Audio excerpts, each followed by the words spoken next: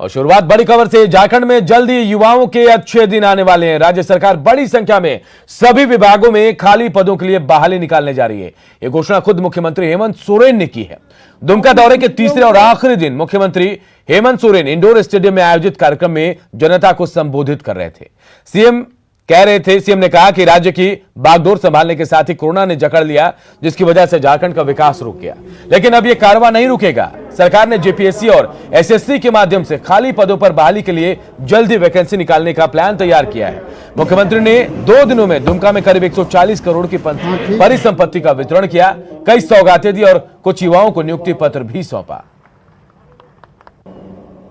140 करोड़ के लगभग परिसंपत्तियां बांटी गई सरकारी, जिसमें ऋण था, कई सारी अनुदानें थी, कई परिसंपत्तियां थी। और ये सिर्फ सांकेतिक रूप में हम लोगों ने किया है। अभी और भी कार्य होने हैं। आज यहां पर हम लोगों ने अनेकों नौजवानों को नियुक्ति पत्र भी दिया है और यहां पर नौकरियों में भी हमारे नौजवानों को मौका मिलेगा। इसकी भी तैयारी बहुत तेजी से चल रही है। हम लगातार जेपीएससी और एसएससी की समीक्षा कर रहे हैं। अभी उन दोनों जगहों पर चेयरमैनों का पद खाली हो रहा है। एक जगह तो पूर्ण रूप से खाली है। मान्य सदस्यों की भी अभी उसमें जगह खाली हो गई है। उन सभी रिक्त स्थानों को पहले भरकर अविलंब जेपीएससी और स्टेट सर्विस कमीशन के माध्यम से राज्य में बड़े पैमाने पर नियुक्ति निकालने का कार्य किया जाएगा, ताकि हमारे नौजवानों को रोजगार मिल पाए। 18 सितंबर से शुरू हो रहे झारखंड विधानसभा के मानसून सत्र को लेकर आज विधायकों, मंत्रियों और अधिकारियों के लिए विशेष कोरोना जांच कैंप लगाया गया, क्योंकि मानसून सत्र में विधानसभा में कोरोना जांच रिपोर्ट के आधार पर ही प्रवेश की व्यवस्था की गई है। ऐसे में आज बड़ी संख्या में बीजेपी के कई विधायक, मंत्री और विधानसभा के अधिकारियों ने कोरोना जांच के लिए अपना सैंपल दिया। इस मौके पर बीजेपी विधायकों ने जहां आम लोगों के लिए ज्यादा से ज्यादा कैंप लगाने की अपील की, तो वहीं ज्वलंत मुद्दों पर सरकार को घेरने की बात भी कही। हो गई है। मुझे लगता है कि सरकार को जिस तरह से विधायकों के लिए कैंप लगा के यहाँ पर कोरोना टेस्ट हो रहा है, उसी तरह से आम जनता के लिए भी मोहल्ले में जाके, गांव में जाके, पंचायत में जाके आम जनता का कोरोना टेस्ट रैपिडली होना चाहिए, ताकि जो फिगर अभी आ रहे हैं ये फिगर और बढ़ेगा, ऐसा मानना है। पर मानसून सत्र जब चालू होता है तो हम लोगों को उम्मीद जागती है कि हम लोगों की विधानसभा की जो समस्या हैं उसको मानसून सत्र में रखा जाए। जो पूरे प्रदेश में ज्वलंत समस्या हैं उनको रखा जाए, जैसे अपराध बढ़ रहा है, रोडों की मरम्मती होनी है और विभिन्न विकास के लेकर समस्याएं हैं, उनको हम लोग मानसून सत्र में रखने का काम करते हैं। तो ये कहीं ना कहीं जो उत्साह है वो डर पर भारी पड़ता है। हम लोग मंत्री सब तो 2 ही आदमी बैठते हैं। मोटा मोटी थोड़ा बहुत कम बेसी है, उसका क्या निर्णय लिया वो स्पीकर साहब ही बता पाएंगे। लेकिन जो विधायक, हमारा सम्मानित विधायक बैठते हैं, एक इस बेंच में 3-3 आदमी बैठते हैं, तो इसके लिए भी अलग से बेंच या कुर्सी का व्यवस्था किया गया, माइक का व्यवस्था किया गया है। इधर पुलिस में सीधी नियुक्ति की एक सूत्री मांग को लेकर मोरहाबादी मैदान में आंदोलन पर बैठे 2269 सहायक पुलिसकर्मियों को आज पूर्व मुख्यमंत्री रघुवर दास का समर्थन मिला।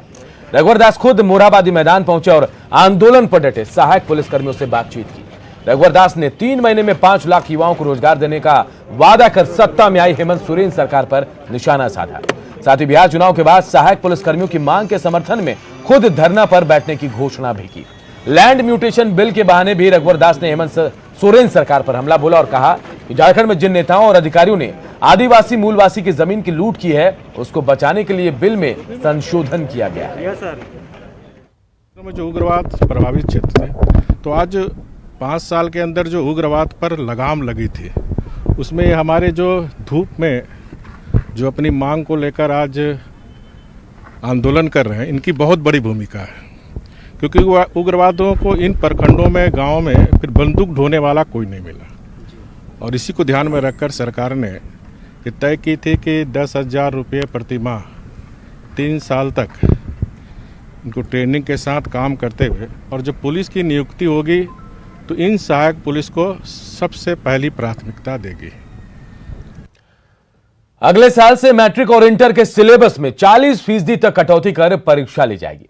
कोरोना की वजह से स्कूल में पढ़ाई लिखाई बाधित होने के कारण शिक्षा विभाग ने सिलेबस में कटौती का प्रस्ताव तैयार कर लिया है। अब राज्य सरकार जल्द ही इसे मंजूरी दे सकती है। सिलेबस कटौती को लेकर बनी हाई लेवल कमेटी ने हर विषय में चैप्टर वाइज कटौती की है, जिससे छात्रों को कोई कठिनाई ना हो। आज राज्य शिक्षा परियोजना निदेशक ने कहा कि प्रस्ताव को मंजूरी मिलने के बाद नए सिलेबस को वेबसाइट पर प्रकाशित कर दिया जाएगा, जिसके बाद जैक द्वारा मॉडल प्रश्नों का सेट तैयार कर छात्रों को उपलब्ध कराया जाएगा। कि पूरा चैप्टर को कुछ जगहों पे पूरा चैप्टर डिलीट हुआ है, लेकिन कुछ जगहों पे हम लोग चैप्टर को रख के सब चैप्टर को डिलीट किए हैं, कुछ पोर्शन को डिलीट किए हैं। तो इन अ वे हम लोगों को सीबीएसई से ज़्यादा डीप है जो कट है, ज़्यादा हम लोग ज़्यादा रैशनलाइज करने की कोशिश किए हैं। कुछ चीज़ें अगर ज़रूरत है एक चैप्टर में कि अगला आगे हमको ज़रूरत पड़ेगी तो उसको पार्शियली रखा गया है, न कि पूरा हटाया गया चैप्टर को। इधर रामगढ़ में प्रशासन की लापरवाही की वजह से कोरोना पॉजिटिव मरीज के डेड बॉडी को अंतिम संस्कार के लिए दामोदर नदी घाट का चयन किया गया। अंतिम संस्कार करने वाले लोगों की लापरवाही के कारण पीपीई किट को गांधी घाट पर ही छोड़ दिया जाता है, जिस कारण दामोदर नदी का जल संक्रमित हो रहा है और उससे एक बड़ी आबादी संक्रमित हो सकती है। कोरोना पेशेंट को लाया गया था, उसको नदी के अंदर डाल के धोया गया। जो पीपी किट वो लोग पान का थे उसको यत्र तत्र इसी तरह फेंक दिया गया। इससे पहले भी 2-3 पेशेंट जलाने का काम हुआ था, स्थानीय लोगों ने विरोध किया था। यहाँ पे जो बॉडी है उसको जलाने के लिए आया गया है और अभी 1 घंटा पहले हमको सूचना मिली थी कि कोई डेथ कर गया है, तो मैं उसी के लिए यहाँ पर उपस्थित हुआ हूँ। झारखंड में कैंसर के बढ़ते मामलों को रोकने और समय रहते कैंसर की पहचान हो सके, इसके लिए रिम्स में टाटा ट्रस्ट के सहयोग से cancer counselling and screening centre खोला जाएगा। इसमें मूल रूप से समय रहते इलाज से ठीक हो जाने वाले 3 प्रकार के कैंसर, ओरल, ब्रेस्ट और सर्वाइकल कैंसर की स्क्रीनिंग होगी और साथ ही साथ मरीजों और अन्य लोगों को कैंसर से बचाव के लिए काउंसलिंग भी की जाएगी। टाटा ट्रस्ट के अधिकारियों ने रिम्स आकर कैंसर स्क्रीनिंग सेंटर के लिए जगह का मुआयना किया और अधीक्षक से मुलाकात भी की। लोगों में ये चेतना जगाएंगे कि लोग इसका सेवन नहीं करें, ताकि उन्हें ओरल कैंसर या फिर आपको ब्रेस्ट कैंसर और ये सर्वाइकल कैंसर ना हो। जो भी कारण है वो काफ़ी डिटेल अपने आप में सब्जेक्ट हो जाएगा। तो इसका, और यदि होता भी है तो अर्ली सिम्टम्स को पहचाने और उसके अनुसार आके तुरंत उसका इलाज कराएं। तो स्क्रीनिंग सेंटर ही रहेगा, ये स्क्रीनिंग एंड अवेयरनेस सेंटर ये होगा। तो ये बहुत अच्छी पहल है। सरायकेला के नवोदय विद्यालय में नामांकन में फर्जीवाड़े की कहानी लंबी होती जा रही है। शिक्षा माफिया ने फर्जी दस्तखत और फर्जी दस्तावेजों के आधार पर नवोदय विद्यालय में नामांकन करवाए। राजनगर के सिजुलता नवोदय विद्यालय में मौजूदा सत्र में 13 नामांकन फर्जीवाड़े के आधार पर हुए। नामांकन के दौरान टीसी वैसे स्कूलों से दी गई जो स्कूल अस्तित्व में है ही नहीं। इतना ही नहीं, बीईओ, प्रधान अध्यापक और डीईओ के फर्जी दस्तखत से फर्जी दस्तावेज बनाए गए। ये सभी स्कूल गमरिया प्रखंड क्षेत्र में है। हम लोगों ने जिला शिक्षा पदाधिकारी महोदय सरायकेला को सारे डॉक्यूमेंट्स हम लोगों ने दिया है, पिछले साल की टीसी का और इस साल की भी जितने एडमिशन हुए उसका। अब उनसे अनुरोध किया गया है कि वो सभी टीसी की जांच कर करके हमको सूचित करेंगे, ताकि हम लोग अग्रतर कार्रवाई हम लोग इस पर कर रहे हैं। और यह मान के आप चलिए, प्राइमा फेसिया जो जांच में मेरे समक्ष बात आई है वो सारा फर्जी है। उसमें 3 का मामला बड़ा गंभीर है, वो फर्जी हो भी सकता है, नहीं भी हो सकता। इधर बोकारो में सरकारी तालाब पर अतिक्रमण पर नगर निगम अब जागा है। अपर नगर आयुक्त ने कहा कि निगम क्षेत्र के सभी तालाबों की सफाई होगी और अतिक्रमण मुक्त इन्हें किया जाएगा। उन्होंने कहा कि इसे लेकर सीओ को खत लिखा गया है। तो जितने भी हमारे यहाँ नगर निगम में ऐसे तालाब हैं, सभी की सफाई हम लोग कराने के लिए प्लान कर रहे हैं। इंक्रोचमेंट के लिए हम लोगों ने पहले भी सीओ को लिखा भी है और जहाँ भी इंक्रोचमेंट की बात आ रही है उसमें सीओ के द्वारा कार्रवाई की। गिरिडीह सदर प्रखंड के दुखिया महादेव मंदिर मोड़ से गांडे तक की सड़क काफी जर्जर है। इस सड़क पर हर दिन सैकड़ों छोटी बड़ी गाड़ियां गुजरती हैं, लेकिन सड़क खराब होने की वजह से आए दिन यहां हादसे भी होते हैं। वहीं सड़क नहीं बनने की वजह से लोगों में काफी नाराजगी देखी जा रही है। वहीं स्थानीय विधायक की माने तो जल्द ही सड़क बनाने का काम शुरू हो जाएगा।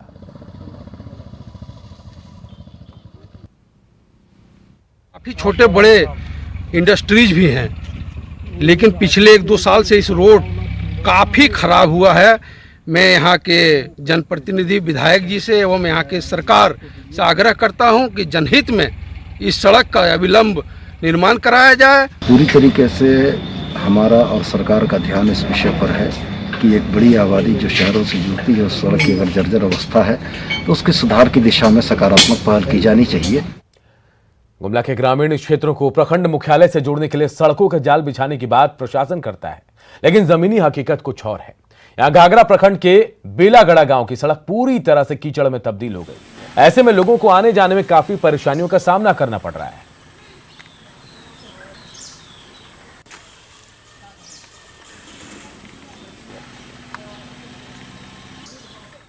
खराब है कि किसान आप दिन के भी जाए आवेले बहुत तकलीफ होवेला, गाड़ी छकड़ा भी जाए आवेले बहुत तकलीफ होवा थे। कैसे जा बाबा मेरे तोरे नहीं कहला मुखिया मन के बनाए के लखे नहीं बनाए ना कहिला जनो वो मन भी तलवार देते रहे तो का करब। क्यों बीमार हुई तो कैसे जाइए यहाँ कैसे जावे ना बन तब इसने बुई बुई के लगी लाने ले। आगे कुछ और खबरें जल्द लौटते हैं।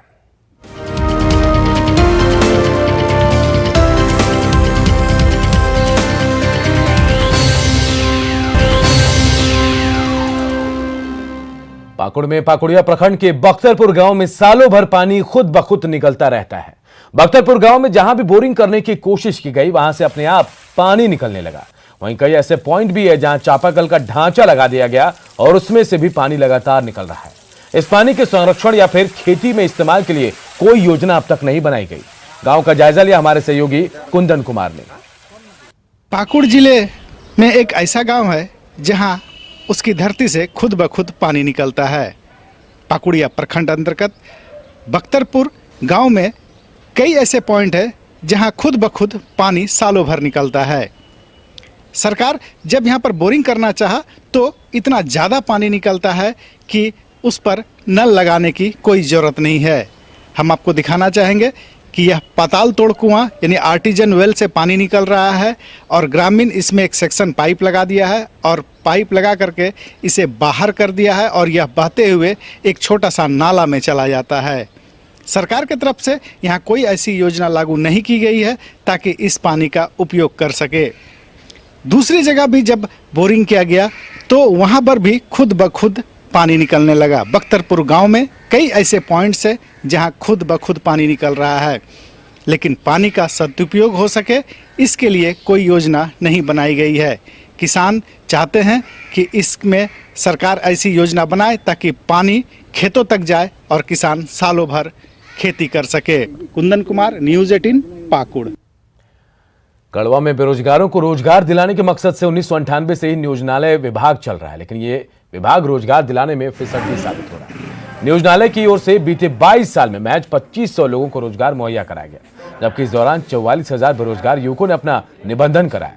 ऐसे में अब नियोजनालय विभाग के औचित्य पर ही सवाल खड़े हो रहे हैं। हम लोग बेरोजगार युवक हैं और यहाँ पे नियोजन करवाने आए हैं, फॉर्म भरने आए हैं ताकि रोजगार मिल सके। क्या किसी को मिला है? नहीं, किसी को मिला नहीं है, लेकिन मान लीजिए प्रोसेस में है, हम लोग कर दे रहे हैं, सब लोग भरे हैं। कोविड-19 की वजह से अभी रोजगार मेला अब्लिक भर्ती कैंप का आयोजन नहीं किया जा रहा है। सिमडेगा शहरी क्षेत्र में नगर परिषद के 20 वार्डों में से केवल 7 वार्ड में ही पाइपलाइन के जरिए जल की आपूर्ति की जाती है। 1975 में बने जल मीनार और वाटर फिल्टर प्लांट की हालत काफी दयनीय है। ऐसे में इससे काफी गंदे पानी की सप्लाई होती है, जिससे बीमारी की आशंका बनी रहती है। वहीं नगर परिषद के कार्यपालक पदाधिकारी ने भी जल्द से जल्द समस्या के समाधान का भरोसा दिलाया है। और इस बुलेटिन में फिलहाल इतना ही। आगे देखिए भाभी जी मैदान में है।